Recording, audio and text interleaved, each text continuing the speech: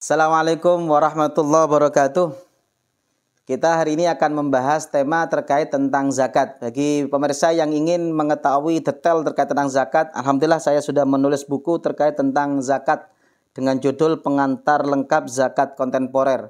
Baik zakat klasik maupun zakat kontemporer saya bahas di buku ini lengkap dengan cara perhitungannya. Nah, hari ini saya akan membahas tentang perbedaan antara zakat, infak, dan sedekah atau yang kita kenal dengan istilah ZIS. Tiga istilah ini sering tercampur. Terkadang dianggap beda sebeda-bedanya, terkadang kemudian dianggap sesuatu yang sama persis. Nah, ini yang harus kita bedakan. Apa sebenarnya zakat, infak, dan sedekah, perbedaannya seperti apa? Kalau kita bicara zakat, zakat itu kata ulama adalah bagian tertentu yang wajib dalam harta tertentu dan diberikan kepada kelompok tertentu pada waktu tertentu. Jadi zakat itu serba tertentu. Hartanya yang dizakati tertentu, tidak setiap aset itu akan dizakati, wajib dizakati. Insya Allah nanti akan kita bahas satu persatu terkait apa saja aset yang wajib dizakati.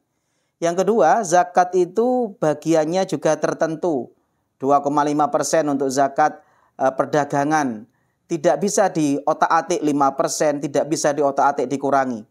Yang ketiga adalah diberikan kepada kelompok tertentu.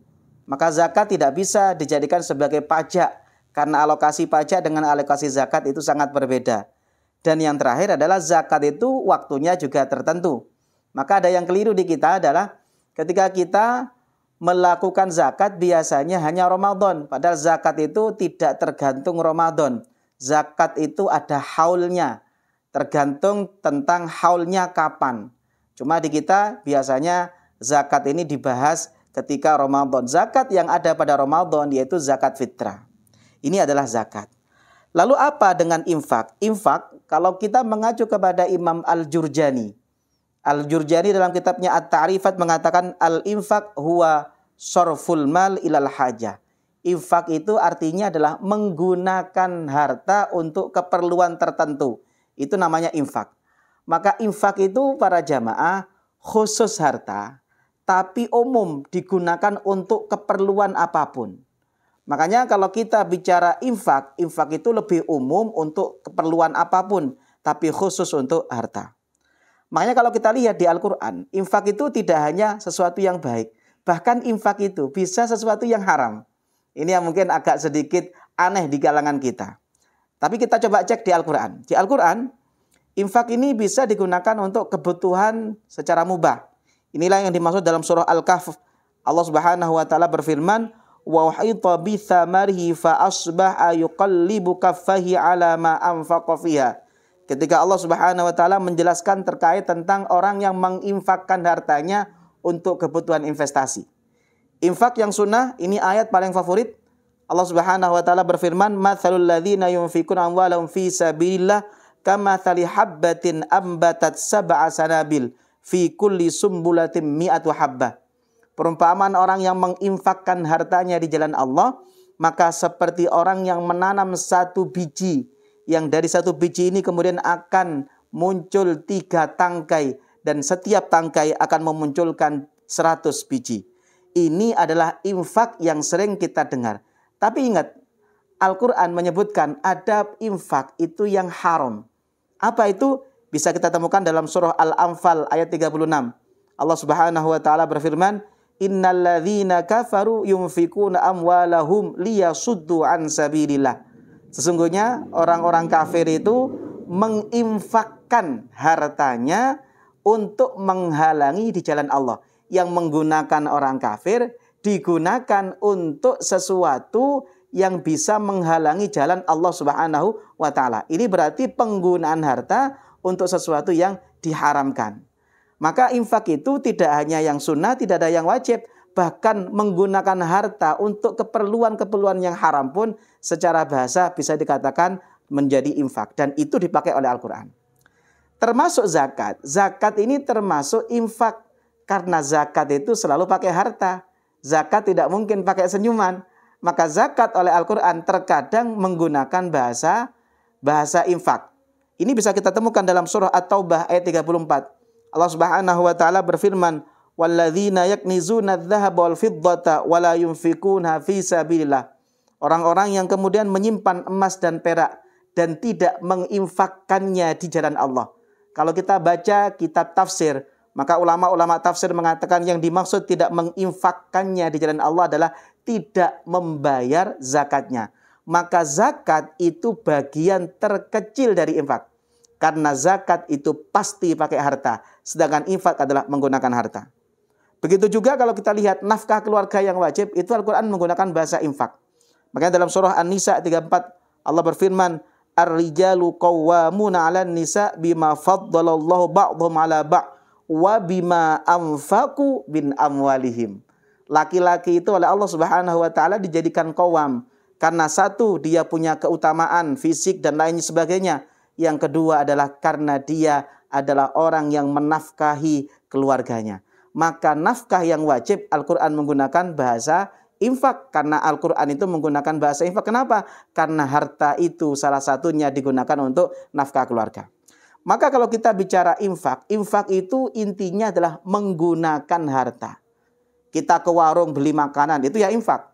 Bahkan, mohon maaf, kita nyawer, itu secara bahasa juga bisa dikatakan infak. Kita ngasih uang ke masjid, itu juga bisa tergantung infak. Ini namanya infak. Lalu apa bedanya sodakoh? Nah, sodakoh itu kalau kita merujuk kepada Imam Al-Munawi. Al-Munawi mengatakan sodakoh itu berasal dari 3 kata. Sod, dal, kof. Satu kata dengan as-sidq. Satu kata dengan sidq. Apa artinya sidq? Kejujuran. Maka sodakoh itu kata Imam Al-Munawi adalah al-fi'lah allati yabdu biha sidqul iman. Segala tindakan, segala aktivitas, segala apapun itu yang menjadi bukti sidqul iman. Kebenaran, kejujuran, keimanan kita. Maka sodakoh itu khusus kebaikan, tapi sodakoh itu umum. Bisa menggunakan perkataan, bisa menggunakan perbuatan, dan juga bisa menggunakan harta. Inilah yang dikatakan sodakoh. Makanya dalam hadis kita akan temukan Rasulullah menyebutkan sodakoh itu bukan hanya dengan harta. Salah satunya bisa kita baca dalam hadis riwayat Muslim. Rasulullah mengatakan, yusbihu ala kulli sulama min ahadikum sodakoh.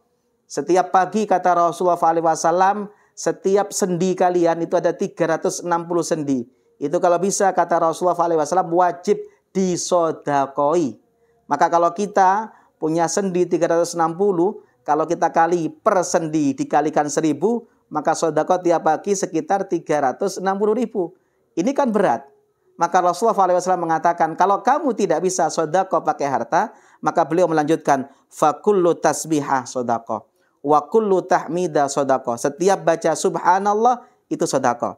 Wa kullu tahmidah sodakoh. Wa kullu tahlilah sodakoh. Wa kullu takbirah sodakoh. Wa amrun bil ma'ruf sodakoh. Maka kalau kita melihat hadis ini, segala kebaikan, kalimat thayyibah, sholat, itu semuanya dinilai sodakoh. Maka kalau bisa kita tiap pagi itu kalau baca wirid, baca zikir, jangan sampai kurang dari 360. Karena itu adalah mensedekahi seluruh sendi-sendi kita. Kalau kita masih tidak bisa wirid zikir 360, kata Rasulullah SAW, wa yujzi'u min dzalika rak'atani yarka'uhuma minad duha. Maka cukup untuk mensedekahi 360 sendi kita adalah 2 rakaat sholat duha yang kita lakukan. Maka kalau bisa kita sebelum keluar rumah, kita perlu mensedekahi tubuh kita. Tidak bisa pakai harta, pakai wirid. Tidak bisa pakai zikir, pakai wirid. Maka cukup sebelum keluar rumah, pastikan kita untuk melakukan sholat duha 2 rakaat. Ini bicara sodakoh. Dan zakat itu bagian sodakoh. Kenapa? Karena zakat itu bukti keimanan. Zakat itu sesuatu yang baik, bukti keimanan. Makanya Al-Quran menggunakan bahasa zakat, terkadang menggunakan bahasa sodakoh. Salah satunya adalah dalam surah Taubat 60. Allah Subhanahu wa taala berfirman, innamas shadaqatu lil fuqara'i wal masakin wal 'amilina 'alaiha. Sesungguhnya sodakoh-sodakoh itu diperuntukkan untuk fakir, untuk miskin, untuk amil, dan seterusnya. Ulama sepakat ayat ini meskipun menggunakan bahasa sodakoh, tapi yang dimaksud adalah zakat. Karena ayat ini bicara tentang alokasi asnaf yang 8, alokasi zakat untuk 8 golongan. Termasuk sedekah wajib itu adalah nafkah. Makanya dalam hadis Rasulullah mengatakan ma'at amta waladak fahuwalaka sodaqah. Sedekah itu salah satunya adalah nafkah yang kamu berikan kepada anakmu.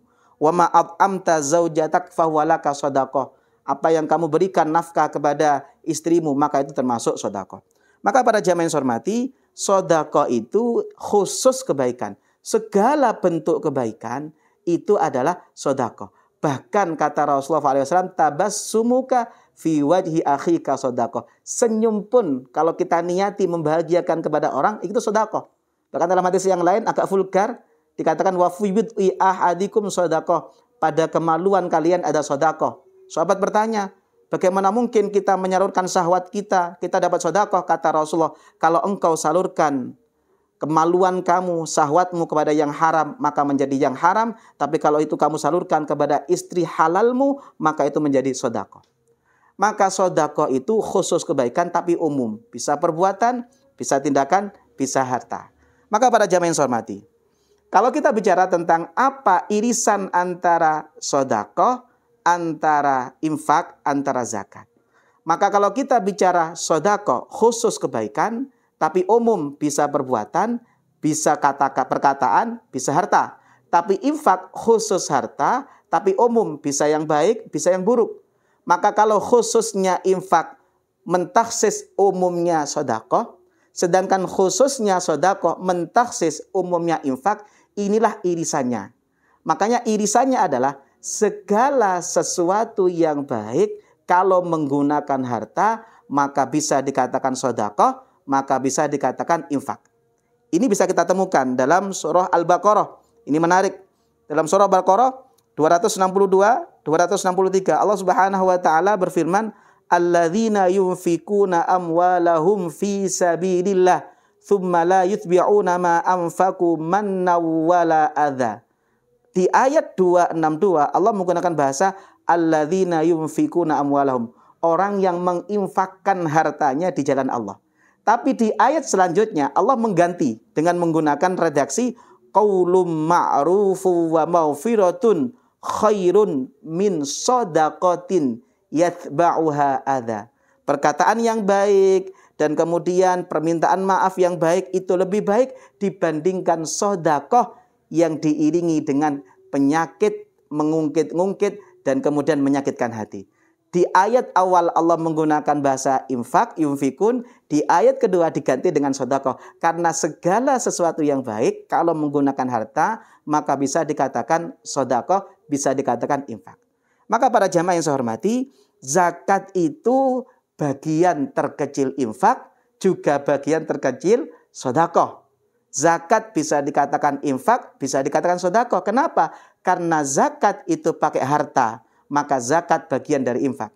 Karena zakat itu bukti kebaikan, bukti keimanan, sesuatu yang wajib, yang baik, maka zakat itu bagian dari sedekah. Maka kalau kita memahami zakat, infak, sedekah, harus kita tepatkan, harus kita jadikan sesuatu yang tepat, bahwasanya ketiganya saling beririsan, bukan sesuatu yang berbeda sama sekali. Semoga bermanfaat. Assalamualaikum warahmatullahi wabarakatuh.